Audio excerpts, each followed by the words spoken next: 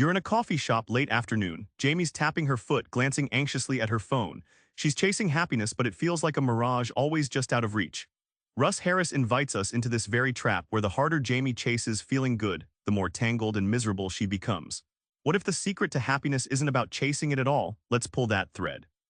Most of us have bought into a lie. Happiness means feeling good all the time. But Russ Harris shows this is a trap, a psychological quicksand that sucks you deeper into stress and anxiety. Jamie's story kicks off in Sydney, where she's a marketing exec with a relentless inner critic. She obsesses over being happy, but every setback sends her spiraling into anxiety. It's the classic trap Russ Harris describes, chasing happiness so hard that the pressure crushes her, dragging her into depression.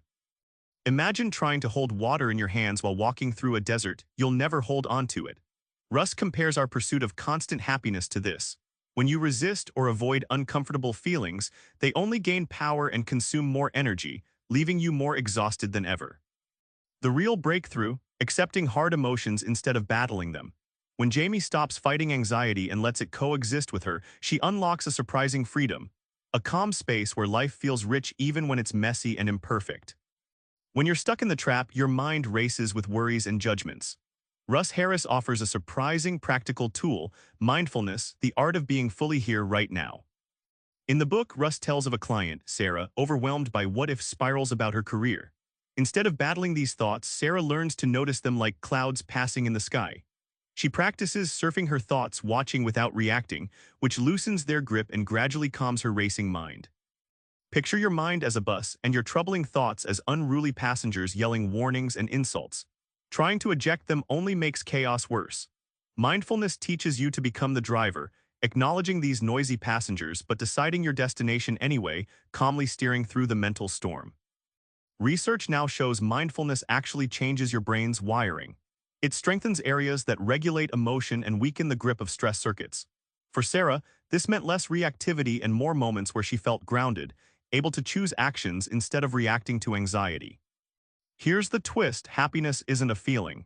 Russ Harris insists it's living a life aligned with your deepest values, even when life isn't perfect. A standout is Mark, a veteran stuck between fear and inertia, plagued by insecurity after his military service. Russ guides him to discover values like integrity, courage, and family connection. Mark starts making tiny, consistent choices reflecting these values, like calling his estranged father. These small acts build momentum into a life he feels proud of, no matter what feelings arise. Russ compares values to a compass and feelings to the weather. When the sky's stormy, you don't abandon the compass, you keep walking towards true north. In other words, it's those small daily commitments, not the mood of the moment, that create a meaningful life over time. For Mark and for you, this approach dissolves self-doubt and hesitation. The surprising insight: happiness blooms naturally when you live in line with your values, not when you chase a nebulous feeling. It's freedom and satisfaction, imperfect and beautiful, not a perfect mood. Back in that coffee shop with Jamie, she's no longer trapped chasing perfect feelings. She takes a slow breath, noticing the coffee's warmth and the city's hum. Instead of fleeing discomfort, she lets it sit beside her like an old friend. Try this: next time anxiety strikes, pause, name it, let it in without fighting. That small shift cracks the happiness trap wide open. Subscribe for more book summaries like this one.